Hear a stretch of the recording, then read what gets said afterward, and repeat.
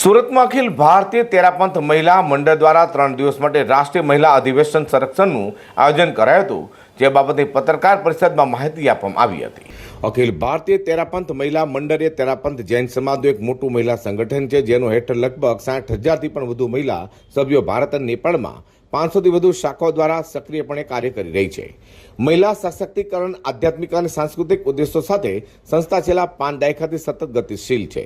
તેરાપંથ ધર્મના વર્તમાન આચાર્ય શ્રી મહાશ્રમણજીના માર્ગદર્શન હેઠળ આ સંસ્થા આધ્યાત્મિક, સામાજિક અને શૈક્ષણિક ક્ષેત્રે મહિલાઓના ઉત્થાન માટે કાર્ય કરી રહી છે। સંસ્થા પાસે 4 મુખ્ય યોજનાઓ છે: આચાર્ય તુલસી શિક્ષણ પ્રોજેક્ટ, કન્યા વિકાસ યોજના, સ્વાસ્થ્ય પરિવાર, સ્વસ્થ સમાજ અને સમૃદ્ધ રાષ્ટ્ર યોજના। સંસ્થા સમયાંતરે વર્તમાન બાબતો, જાહેર હિતના વલણો, અન્ય વિષયો પર વિવિધ વર્કશોપનું પણ આયોજન કરે છે।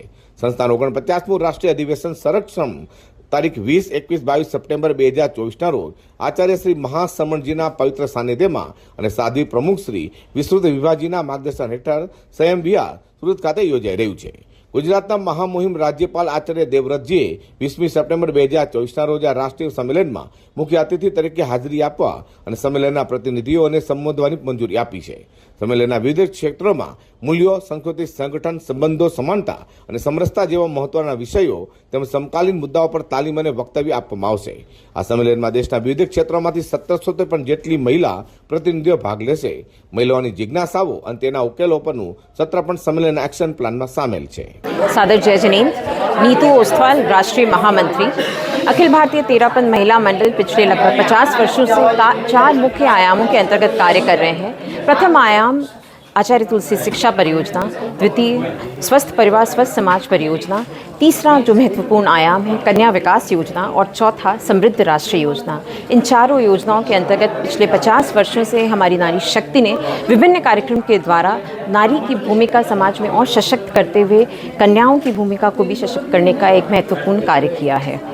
हमारी ऑर्गेनाइजेशन जो पिछले 50 वर्षों से इन चारों आयामों पे कार्य कर रही है, एक जो प्रमुख जो मुझे बात आप लोगों से साझा करनी है वो है समृद्ध राष्ट्र योजना के अंतर्गत किए गए कार्यों के बारे में। प्लास्टिक क्रशिंग मशीन, शौचालयों का निर्माण, लाइब्रेरियों का निर्माण, फिजियोथेरेपी सेंटर्स, विद्यालयों को संरक्षण में लेना, बच्चों को शैक्षणिक, सांस्कृतिक, नैतिक शिक्षा प्रदान करना, ये हमारे ऑर्गेनाइजेशन का एक मुख्य कार्य है जो हमारी ऑर्गेनाइजेशन पिछले कई वर्षों से करती आ रही है। सम्मेलन प्रसंगे संस्थाओं सर्वोच्च श्रृंगार प्रसाविका गौरव सुश्री कमलाजी कथोटिया અને ચેતાદેવી સરોગી એવોર્ડ 2024 સુશ્રી નીતુ ચોપરા અને શ્રીમતી તારા દુગડને આપવામાં આવશે। કેન્દ્રીય ટીમ અને ટેમ્પા સુરતની બહેનો સંમેલનની વ્યવસ્થા ગોઠવવામાં ઉત્સાહપૂર્વક સક્રિય છે। Bureau report, G20 news.